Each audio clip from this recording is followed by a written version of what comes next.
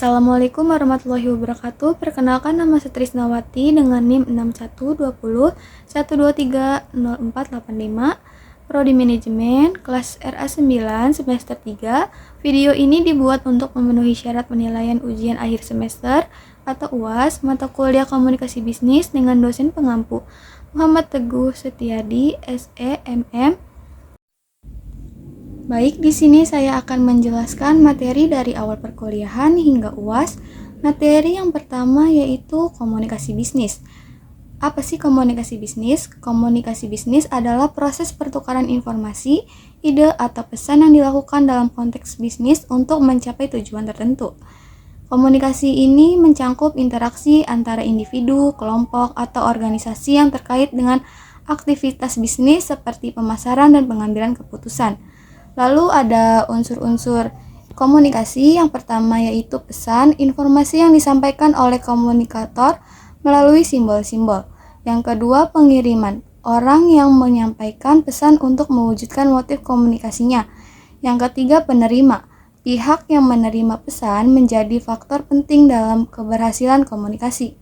Yang keempat, penyediaan, proses di mana komunikator mengambil maksud atau pesan yang ada dalam benak dan hatinya menjadi simbol-simbol suara, tulisan, gerak tubuh, dan bentuk lainnya untuk dapat dikirimkan kepada komunikasi. Yang kelima, saluran, tempat pesan yang berbentuk simbol-simbol yang dialirkan dari komunikator kepada komunikan. Yang keenam, umpan balik, proses penting bagi komunikator atau pengirim untuk mengetahui pemahaman dan reaksi komunikasi atau penerima terkait pesan yang dikirim. Lalu ada bentuk-bentuk dasar komunikasi. Yang pertama, verbal, meliputi komunikasi lisan atau oral dan tertulis written. Nonverbal, menggunakan ekspresi wajah atau bahasa tubuh tetapi memiliki keterbatasan untuk menjelaskan konsep abstrak atau kompleks. Selanjutnya, bisnis dalam pandangan komunikasi. Komunikasi yang baik antar divisi dalam bisnis bertujuan menghindari kesalahpahaman yang dapat memicu masalah. Komunikasi bisnis dapat memicu masalah. Komunikasi bisnis melibatkan pertukaran ide, informasi, dan instruksi untuk mencapai target bisnis melalui simbol, lambang, atau sinyal. Dan terakhir, kegiatan promosi, yaitu ada people, hubungan antar manusia atau human relation. Yang kedua, sales, hubungan dengan masyarakat atau public relation. Dan yang ketiga, market, kegiatan periklanan atau advertising. Materi yang kedua yaitu tujuan komunikasi bisnis. Tujuan komunikasi bisnis adalah interaksi yang dilakukan secara verbal maupun nonverbal, baik personal maupun impersonal, untuk menyampaikan ide, gagasan, informasi, atau pendapat dalam konteks bisnis. Lalu ada tujuan komunikasi bisnis. Yang pertama, memberikan informasi. Tujuan pertama komunikasi bisnis adalah memberikan informasi kepada pelanggan atau rekan bisnis. Untuk pelanggan, informasi bisa berupa promo, diskon, produk baru, atau perubahan jam operasional. Untuk rekan bisnis, informasi dapat mencangkup perjanjian kerjasama, perkembangan bisnis, atau peraturan perusahaan. Yang kedua, melakukan persuasi.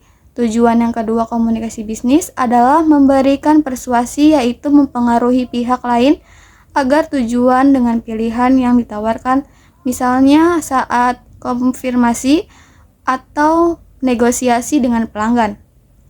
Dan yang ketiga, melakukan kolaborasi.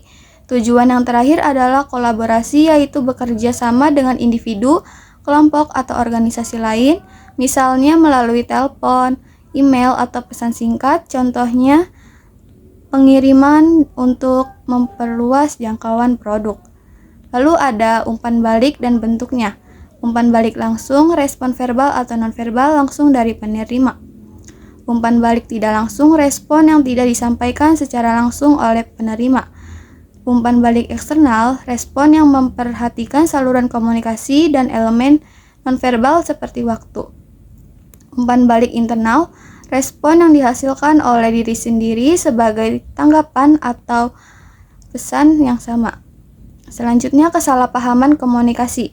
Kesalahpahaman sering terjadi akibat perbedaan interpretasi pesan oleh komunikator atau komunikan. Hal ini dipengaruhi oleh situasi seperti waktu, tempat, dan pihak yang terlibat. Lalu ada contoh kesalahpahaman komunikasi. Yang pertama, masalah dalam penyampaian pesan. Masalah komunikasi sering disebabkan oleh gangguan dalam penyampaian pesan dari pengirim ke penerima seperti sambungan kabel yang buruk, kualitas suara yang rendah, atau salinan surat yang tak terbaca. Dan yang kedua, masalah dalam penerima pesan. Gangguan dalam menerima pesan dapat disebabkan oleh persaingan antara penglihatan dan suara, kursi yang tidak nyaman, pencahayaan yang buruk, dan faktor lain yang mengganggu konsentrasi. Lalu ada memperbaiki komunikasi dalam organisasi. Komunikasi yang baik membantu organisasi memperoleh informasi penting untuk pengambilan keputusan. Dalam persaingan yang semakin ketat, organisasi ditentukan untuk memiliki SDM yang kompeten dan komunikasi yang efektif untuk mencapai tujuan secara optimal. Namun, tantangan seperti komunikasi tidak efektif seringkali menjadi hambatan yang perlu diperbaiki. Selanjutnya ada hal-hal yang harus dilakukan untuk memperbaiki komunikasi. Yang pertama, persepsi. Seorang komunikator yang cerdas harus dapat memprediksi apakah pesan-pesan yang disampaikannya dapat diterima oleh komunikan sesuai dengan sudut pandang komunikan. Yang kedua, pengendalian. Dalam komunikasi, audiens akan memberikan suatu reaksi atau tanggapan terhadap pesan yang disampaikan. Reaksi mereka dapat membuat komunikator tertawa, menangis, bertindak, mengubah pikiran, atau lemah lembut. Yang ketiga, kredibilitas. Komunikator perlu memiliki suatu keyakinan dan optimis yang tinggi bahwa audiensnya adalah orang-orang yang dapat dipercaya.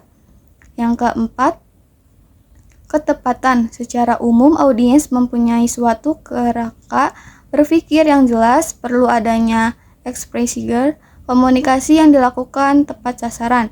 Dan yang kelima, keharmonisan. Komunikator yang baik tentu akan selalu dapat menjaga hubungan persahabatan yang baik dengan audiens. Sering komunikasi dapat berjalan dengan lancar dan mencapai tujuannya.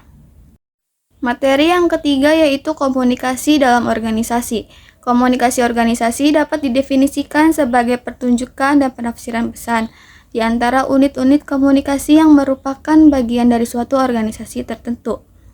Definisi tersebut lebih menekankan pada aspek fungsional objektif, sedangkan bila dilihat dari perspektif interpretif subjektif, komunikasi organisasi dipandang sebagai proses penciptaan makna atas interaksi yang merupakan organisasi.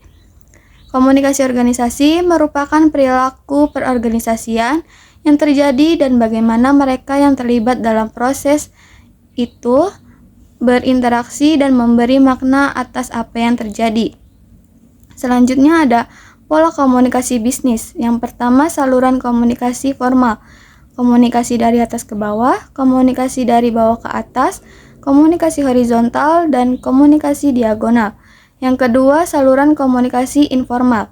Dalam jaringan komunikasi informal, orang-orang yang ada dalam suatu organisasi tanpa memperdulikan jenjang hierarki, pangkat, dan kedudukan atau jabatan dapat berkomunikasi secara luas, meskipun hal-hal yang mereka perbincangkan biasanya bersifat umum, seperti mengobrol tentang humor yang baru didengar, keluarga, anak-anak, dunia olahraga, musik, acara film dan sinetron TV, dan hal-hal yang berkaitan dengan bagian akuntansi dan sebagainya.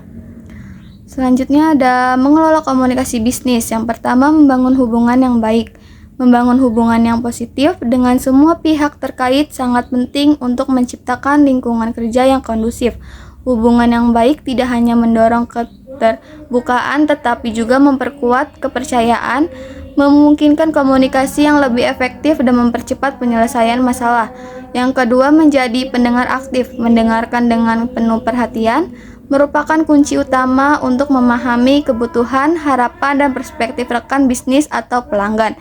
Yang ketiga, memberikan instruksi yang jelas. Komunikasi yang jelas dan langsung sangat penting, terutama ketika memberikan instruksi atau arahan kepada tim.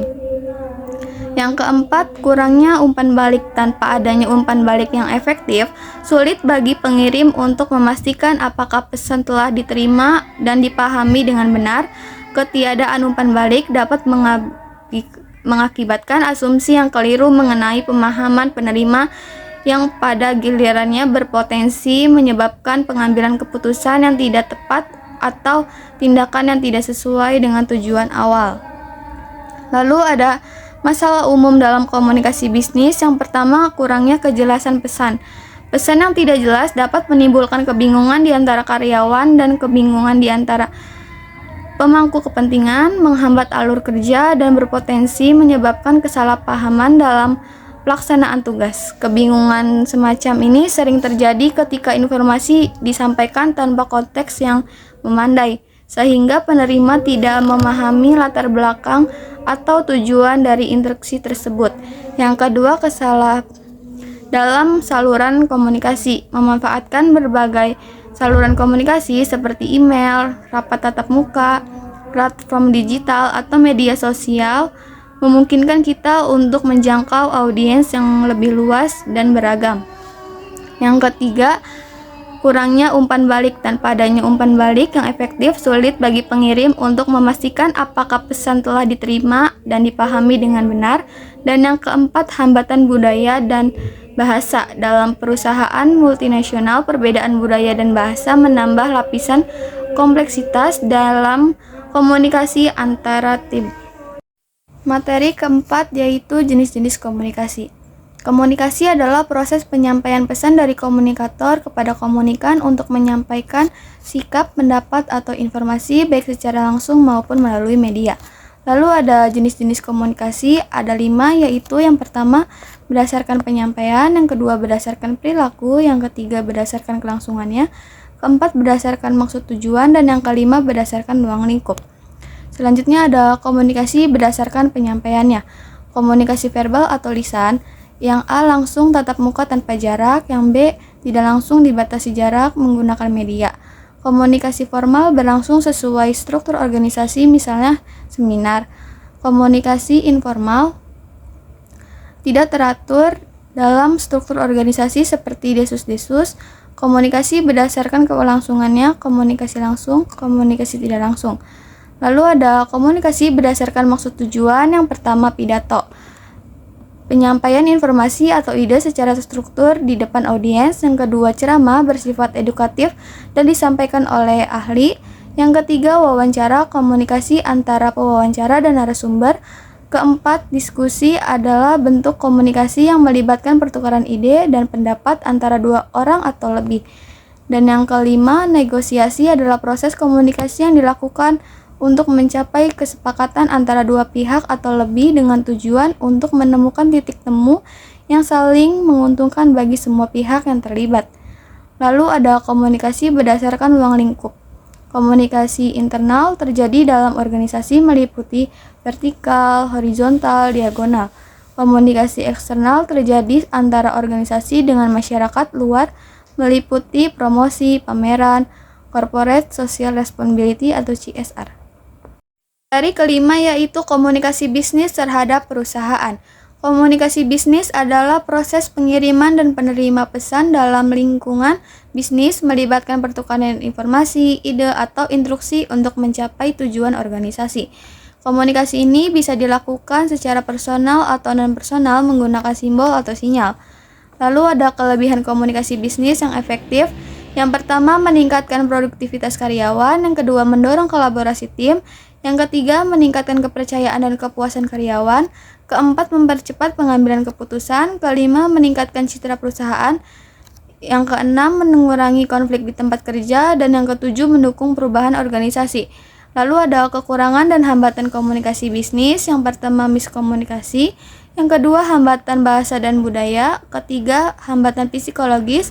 Keempat, kurangnya mendengarkan aktif. Kelima, teknologi yang tidak optimal. Dan yang keenam, informasi yang berlebihan atau overload. Selanjutnya ada manfaat komunikasi bisnis. Yang pertama, meningkatkan keterlibatan pegawai. Yang kedua, mengatasi miskomunikasi. Ketiga, mendorong produktivitas karyawan. Keempat, meningkatkan komunikasi antar departemen. Dan yang kelima, meningkatkan komunikasi dengan pegawai work from home. Lalu ada strategi 10 dengan cara melakukan komunikasi. Yang pertama, gunakan komunikasi yang jelas dan tepat, sampaikan pesan secara sederhana, terstruktur dan fokus pada tujuan, hindari jargon yang sulit dipahami. Yang kedua, pilih saluran komunikasi yang tepat, komunikasi lisan untuk diskusi mendalam atau klarifikasi cepat, komunikasi tertulis untuk informasi formal atau yang membutuhkan dokumentasi. Media digital, gunakan platform seperti Slack atau Microsoft Teams untuk kolaborasi. Yang ketiga, pahami audiens. Sesuaikan gaya komunikasi dengan audiens, atasan, rekan kerja, atau bawahan. Gunakan empati dan didengarkan secara aktif. Keempat, gunakan bahasa profesional, hindari bahasa kasar atau emosional, gunakan nada positif dan konstruktif. Yang kelima, bersikap terbuka dan transparan, jujur dan tulus dalam menyampaikan informasi, terbuka terhadap masukan dan kritik. Keenam, komunikasi efektif dalam tim, klarifikasi tugas, tujuan tim, berikan umpan balik yang membangun. Yang ketujuh, menjaga etika dan kerahasiaan. Hormati privasi dan kerahasiaan informasi perusahaan, hindari gosip dan rumor. Kedelapan, pahami waktu yang tepat. Pilih waktu yang sesuai untuk berkomunikasi, jangan terlalu lambat atau tergesa-gesa dalam merespon. Yang kesembilan, gunakan teknologi secara baik, memanfaatkan alat komunikasi modern. Namun, pastikan pesan jelas untuk menghindari kesalahpahaman. Dan yang ke-10, evaluasi, tingkatkan keterampilan, lakukan refleksi diri, ikuti pelatihan, dan terbuka terhadap umpan balik untuk memperbaiki komunikasi. Selanjutnya, saya akan membahas materi setelah UTS. Materi yang pertama, komunikasi budaya dan antar budaya. Pengertian budaya. Budaya adalah konsep yang kompleks yang mencangkup berbagai aspek kehidupan, termasuk cara hidup, pengetahuan, kepercayaan, adat istiadat, norma, serta nilai-nilai yang dianut oleh sekelompok orang dalam suatu organisasi. Secara umum, budaya dapat didefinisikan sebagai pola perilaku, kebiasaan, dan interaksi sosial yang berkembang dan berakar dalam kehidupan masyarakat yang terus-menerus diwariskan dari generasi ke generasi melalui proses sosialisasi, pendidikan, dan pengalaman kolektif. Selanjutnya ada pengertian komunikasi antar budaya. Komunikasi antar budaya adalah proses interaksi, pertukaran informasi, dan pemahaman yang terjadi antara individu atau kelompok yang berasal dari latar belakang budaya yang berbeda. Konsep ini mencangkup lebih dari sekedar penyampaian pesan. Ia melibatkan kemampuan untuk mengenali, menghormati, dan mengelola perbedaan dalam nilai-nilai norma, keyakinan, bahasa, cara berpikir, dan pola komunikasi yang khas dari masing-masing budaya. Lalu ada alasan dan pentingnya mempelajari komunikasi antar budaya. Mempelajari komunikasi antar budaya sangat penting dalam konteks globalisasi yang semakin meningkat. Yang pertama, pengertian dan toleransi. Mempelajari komunikasi antar budaya membantu individu memahami dan menghargai perbedaan budaya. Yang kedua, adaptasi dalam lingkungan multikultural. Dalam dunia yang semakin terhubung, kemampuan untuk beradaptasi dengan norma dan nilai budaya lain menjadi krusial. Yang ketiga, pencegahan konflik. Komunikasi antar budaya yang efektif dan mencegah terjadinya konflik. Dengan memahami perspektif dan nilai-nilai orang lain, individu cenderung lebih menghargai perbedaan dan mencari solusi yang saling menguntungkan. Lalu ada pentingnya mempelajari komunikasi antar budaya. Yang pertama, membangun jembatan antar budaya. Yang kedua, memperkuat identitas sosial. Dan yang ketiga, mengurangi ambigu. Materi yang kedua yaitu etika komunikasi melalui teknologi. Etika komunikasi melalui teknologi informasi dan komunikasi menjadi aspek yang sangat penting dalam menciptakan interaksi yang positif, produktif, dan aman di dunia digital. Seiring dengan pesatnya perkembangan teknologi, perilaku pengguna dalam berkomunikasi juga perlu diselaraskan dengan prinsip-prinsip etika yang baik, seperti menghormati privasi, menggunakan bahasa yang santun, serta menghindari penyebaran informasi yang tidak benar atau menyesatkan. Lalu ada prinsip-prinsip etika dalam TIK. Yang pertama, menjaga keamanan data, yang kedua, menghormati privasi orang lain, dan yang ketiga, berkomunikasi dengan sopan. Selanjutnya ada dampak etika komunikasi yang baik, yang A, lingkungan digital yang aman, yang B, interaksi yang konstruktif, dan yang C, pencegahan konflik. Selanjutnya, pelanggaran etika komunikasi melalui teknologi. Yang pertama, cyberbullying atau perundungan daring. Yang kedua, penyebaran informasi palsu atau berita bohong. Dan yang ketiga, pelanggaran privasi melalui pencurian data pribadi. Selanjutnya, ada peran teknologi informasi melalui internet di dalam komunikasi bisnis. Teknologi informasi dalam bisnis mencangkup pengguna perangkat keras, perangkat lunak, dan sistem yang mendukung pengelolaan data dan informasi dalam operasional perusahaan. TI memungkinkan optimasi proses bisnis. Lalu ada peran internet dalam komunikasi bisnis. Yang pertama, akses informasi. Yang kedua, efisiensi komunikasi. Yang ketiga, globalisasi bisnis. Materi yang ketiga yaitu pusat bisnis dan pembagian surat. Pusat bisnis adalah tempat di mana kegiatan operasional utama perusahaan berlangsung. Ini bisa berupa kantor pusat perusahaan, gedung perkantoran, pusat pembelanjaan, atau kawasan bisnis yang menyediakan ruang dan fasilitas untuk kegiatan perdagangan dan administrasi. Di dalam pusat bisnis, berbagai bentuk komunikasi terjadi untuk mendukung kelancaran operasional perusahaan. Secara umum, pusat bisnis bisa dibagi menjadi dua kategori utama, yaitu yang pertama pusat bisnis fisik dan yang kedua pusat bisnis virtual. Lalu ada fungsi pusat bisnis dalam komunikasi bisnis. Yang pertama sebagai tempat pertemuan dan interaksi, yang kedua meningkatkan kolaborasi antar departemen, dan yang ketiga menyediakan fasilitas untuk komunikasi bisnis. Selanjutnya, peran pusat bisnis dalam meningkatkan efektivitas komunikasi bisnis. Ada beberapa cara di mana pusat bisnis dapat meningkatkan efektivitas komunikasi bisnis. Yang pertama, meningkatkan aksesibilitas informasi. Yang kedua, meningkatkan responsif. Yang ketiga, koordinasi yang lebih baik. Dan yang keempat, membangun jaringan bisnis.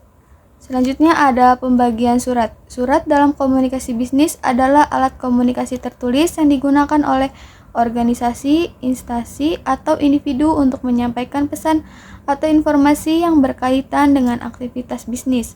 Surat ini bisa berbentuk fisik atau cetak, atau digital email. Jenis-jenis surat dalam komunikasi bisnis. Surat dalam komunikasi bisnis dapat dibagi menjadi beberapa jenis berdasarkan tujuan dan penggunaannya. Berdasarkan sifatnya, yang A surat resmi, yang B surat tidak resmi. Yang kedua berdasarkan fungsinya. Yang A surat permintaan atau request letter, yang B surat penawaran atau offer letter. Dan yang ketiga berdasarkan bentuknya, yang A surat formal dan yang B surat non-formal. Selanjutnya ada tujuan bisnis. Tujuan bisnis adalah sasaran yang ingin dicapai oleh suatu organisasi atau perusahaan dalam menjalankan aktivitasnya. Adapun jenis-jenis tujuan bisnis, yang pertama tujuan ekonomi, yang kedua tujuan sosial, dan yang ketiga tujuan lingkungannya. Dan selanjutnya ada peran komunikasi bisnis dalam mencapai tujuan bisnis. Yang pertama, membangun hubungan dengan pelanggan, komunikasi yang baik, meningkatkan kepercayaan pelanggan terhadap produk dan layanan yang ditawarkan. Yang kedua, memperkuat kolaborasi internal, komunikasi efektif antara manajemen dan karyawan, membantu koordinasi kerja dan efisiensi operasional. Dan yang ketiga, mengembangkan strategi pemasaran, pesan pemasaran yang jelas dan menarik, memperkuat posisi merek di pasar. Materi yang keempat yaitu penyusunan proposal dan laporan. Proposal adalah suatu dokumen tertulis yang digunakan untuk menawarkan ide, proyek, atau rencana yang ditujukan kepada pihak yang berwenang atau yang memiliki kepentingan. Dalam proposal, seseorang atau kelompok menyusun rencana yang lebih terrinci untuk mencapai tujuan tertentu dengan menjelaskan latar belakang, tujuan, manfaat, metode yang digunakan, dan anggaran yang dibutuhkan. Lalu ada fungsi proposal, yang pertama untuk mendapatkan usaha baru, yang kedua sebagai komunikasi untuk menjalin atau meningkatkan hubungan bisnis dengan pihak lain, dan yang ketiga untuk memberikan penawaran produk atau jasa kepada pihak lain. Selanjutnya, efektivitas komunikasi pada pihak yang ditandai. Adanya pesan yang disampaikan bisa diterima sesuai dengan maksud pesan tersebut dan diikuti tindakan sesuai dengan isi pesan tersebut. Selanjutnya ada struktur proposal dibagi menjadi 3, yaitu pendahuluan, yang kedua isi proposal atau inti, dan yang ketiga penutup. Lalu ada pengertian laporan bisnis dalam konteks aktivitas bisnis. Harta A. Murphy dan Herbert W. Hidebert Joko Purwanto 2006 265 menyatakan bahwa laporan bisnis sebagai suatu laporan yang memiliki sifat netral, tidak memihak, memiliki tujuan yang jelas, dan rencana penyajian fakta kepada seseorang atau lebih untuk tujuan bisnis tertentu. Materi yang kelima yaitu laporan bisnis. Laporan adalah dokumen formal yang digunakan untuk menyampaikan informasi, data, atau hasil kegiatan kepada pihak tertentu. Dalam berbagai bidang, laporan memiliki peran penting untuk memastikan kelancaran komunikasi, transparansi, dan pengambilan keputusan yang efektif. Lalu ada fungsi laporan. Yang pertama, fungsi informasi, yang kedua, fungsi dokumentasi, yang ketiga, fungsi pengambilan, keempat, fungsi kontrol dan evaluasi, yang kelima, fungsi akuntabilitas dan transparansi, dan yang keenam, fungsi komunikasi.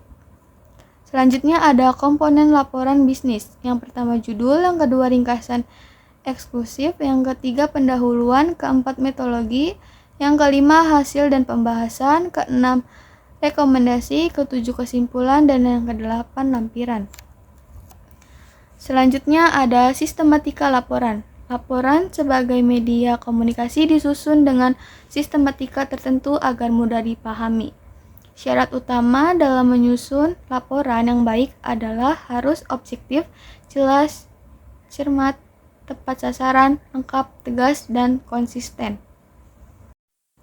Materi yang keenam yaitu teknologi dalam komunikasi bisnis. Teknologi informasi adalah suatu teknologi yang digunakan untuk mengelola data, termasuk memproses, mendapatkan, menyusun, menyimpan, memanipulasi data dalam berbagai cara untuk menghasilkan informasi yang berkualitas, yaitu informasi yang relevan, akurat, dan tepat waktu, yang digunakan untuk keperluan pribadi, bisnis, dan pemerintah, dan merupakan informasi yang strategis untuk mengambil keputusan.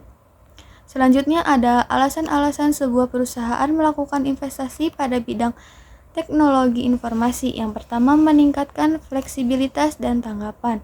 Yang kedua, kebutuhan untuk mempertahankan dan meningkatkan posisi kompetitif dalam dunia bisnis yang semakin gencar.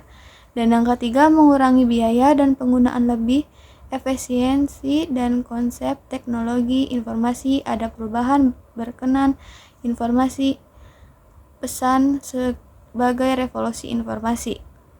Selanjutnya ada jenis media baru. Yang pertama mikrokomputer, yang kedua teletext, dan yang ketiga video teks. Selanjutnya tujuan bisnis. Yang pertama memberikan informasi, yang kedua melaksanakan persuasi, dan yang ketiga melaksanakan kerjasama. Lalu ada merevisi pesan-pesan bisnis. Yang pertama merevisi pesan-pesan bisnis, yang kedua menyusun kembali, yang ketiga membuat pesan, yang keempat mencetak pesan, dan yang kelima pesan bisnis lisan. Selanjutnya ada teknologi komunikasi lisan. Teknologi komunikasi lisan merujuk pada pengguna alat dan metode untuk menyampaikan pesan secara lisan, baik secara langsung maupun melalui media. Selanjutnya ada karakteristik komunikasi lisan. Yang pertama, komunikasi lisan langsung. Komunikasi verbal langsung mengacu pada komunikasi verbal tanpa perantara, tanpa jarak, dan tanpa alat atau media untuk berkomunikasi dan biasanya komunikasi berlangsung secara tatap muka. Dan yang kedua, komunikasi lisan tidak langsung. Lainnya, hal yang berkaitan dengan komunikasi lisan tidak langsung yang digunakan adalah sosial media atau alat informasi berupa handphone, Instagram, Facebook, televisi, radio, atau cara lainnya, sebagai pemberitahuan pesan atau informasi kepada penerima pesan. Kesimpulan dari seluruh materi yang saya sampaikan, komunikasi bisnis merupakan aspek fundamental dalam dunia usaha yang berperan penting dalam penyampaian informasi, koordinasi, serta pengambilan keputusan di dalam suatu organisasi. Lalu ada tujuan utama komunikasi bisnis adalah untuk memastikan kelancaran arus informasi yang efektif dan efisien baik di dalam maupun di luar perusahaan guna mendukung pencapaian tujuan organisasi secara keseluruhan. Dengan demikian, komunikasi bisnis yang efektif merupakan kunci utama dalam keberhasilan sebuah perusahaan yang mencangkup berbagai aspek mulai dari pemilihan strategi komunikasi yang tepat, pemahaman terhadap perbedaan budaya, penerapan etika komunikasi dan dalam teknologi, hingga pemanfaatan teknologi untuk mendukung efektivitas komunikasi di era modern ini. Itu saja yang dapat saya sampaikan, semoga bermanfaat bagi yang menonton. Sekian dan terima kasih. Wassalamualaikum warahmatullahi wabarakatuh.